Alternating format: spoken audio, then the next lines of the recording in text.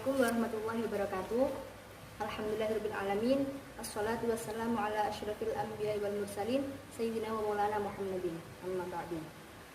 Saya di sini akan mempresentasikan tugas mata kuliah Filsafat Pendidikan Islam yang diampu oleh Bapak Dr. Andes Hanifuddin SAG. Di sini saya akan membawakan materi tentang dasar pendidikan Islam dan pelaksanaan pendidikan Islam.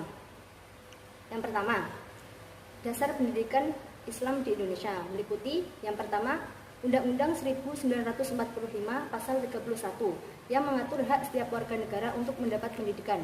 Yang kedua, Undang-Undang nomor 20 tahun 2003 yang mengatur sistem pendidikan nasional. Yang ketiga, Pancasila, yaitu memberikan nilai-nilai yang harus diintegrasikan dalam sistem pendidikan. Yang keempat, standar nasional pendidikan, yaitu kriteria yang harus dipenuhi oleh semua lembaga pendidikan. Yang kedua, dasar pelaksanaan pendidikan di Indonesia.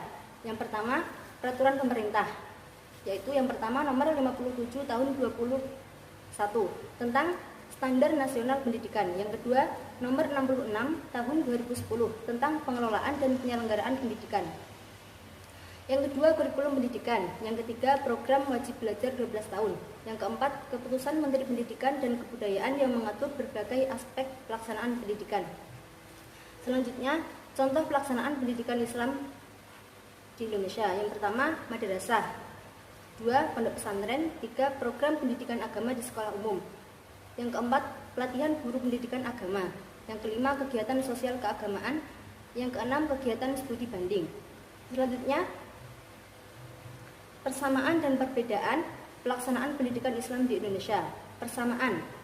Yang pertama, landasan hukum. Sama-sama memiliki dasar hukum yang sama, baik pendidikan Islam maupun pendidikan umum. Yang kedua, tujuan pendidikan, yaitu menciptakan individu yang berkualitas. Yang ketiga, kurikulum. Keduanya mengikuti standar nasional. Yang keempat, pengawasan dan akreditasi. Sama-sama berada di bawah pengawasan dan akreditasi oleh lembaga pemerintahan.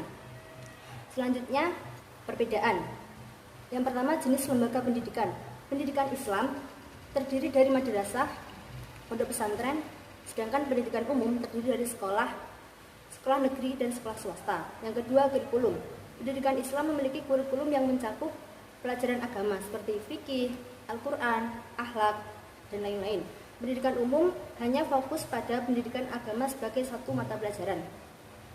Yang ketiga, yaitu metode pembelajaran. Pendidikan Islam lebih tradisional, sedangkan pendidikan umum memiliki pembelajaran yang formal dengan sistem kelas yang terstruktur. Yang keempat, fokus pembelajaran. Pendidikan Islam menekankan pembelajaran yang berkaitan dengan nilai-nilai agama, sedangkan pendidikan umum menekankan pada pengembangan keterampilan akademis.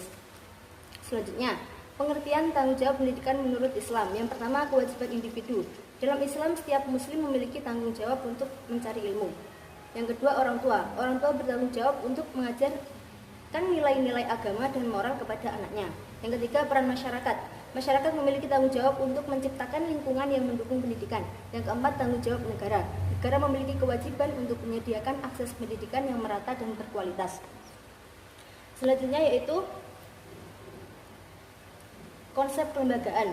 Pertama, kelembagaan pendidikan Islam, yaitu ada madrasah dan SDIT. Yang kedua, kelembagaan pendidikan Islam non formal, yaitu ada pondok pesantren. Selanjutnya, tanggung jawab. Tanggung jawab yang pertama yaitu menyediakan pendidikan berkualitas. Yang kedua, membentuk karakter dan akhlak. Yang ketiga, mengembangkan kompetensi siswa. Yang keempat, melakukan evaluasi dan peningkatan mutu. Yang kelima, memberikan akses pendidikan untuk semua. Selanjutnya, contoh lembaga ideal, yaitu yang pertama SDIT, kedua madrasah aliyah, ketiga pondok pesantren modern, empat universitas Islam. Sekian penjelasan dari saya. Pulang sekolah bawa sepatu. Wassalamualaikum warahmatullahi wabarakatuh.